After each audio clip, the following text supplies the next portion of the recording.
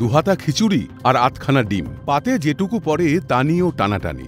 কখনো পোকা ধরা চাল তো কখনো মুরগির আধখানা ডিমের বদলে অশ্বডিম্ব, আর তা দিয়ে পুষ্টির পাঠ চোকাচ্ছে মুর্শিদাবাদ বড়োয়ার কামদেববাটির সুসংহত শিশু বিকাশ কেন্দ্রটি।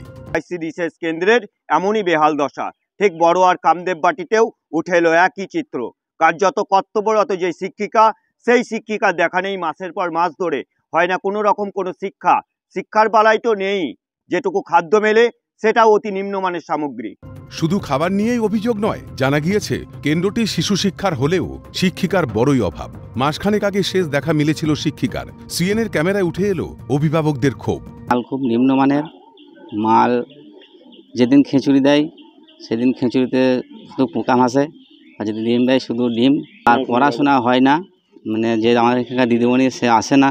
আমি চাই যেন একটা নতুন দিদিমণি এসে আমাদের বাচ্চাদেরকে একটু পড়াশোনা করায়। ওই তো নিম্নচাপের বলে দিয়েছে, শুনে ওই রকমই অখাদ্য জিনিস নিজেই তো বাচ্চাদেরকে খাওয়ানো যায় না, পুরো বছরকে দিতে হয়।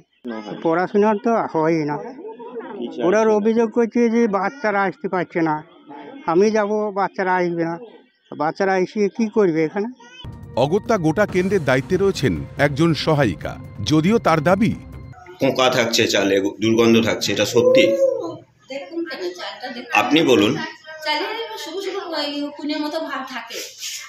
জলে ধুইয়ে থাকে, দুবার তিনবার করে ধুইয়ে ভাসিয়ে ফেটে দিয়ে হাঁড়িতে দিই। এইটাই করি। তার মানে সত্যি নিম্নমানের সামগ্রী।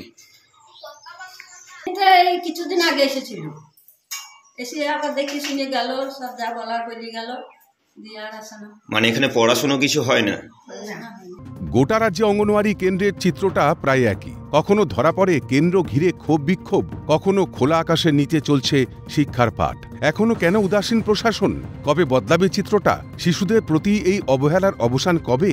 ভিক্টর বন্দ্যোপাধ্যায়ের রিপোর্ট, ক্যালকাটা নিউজ।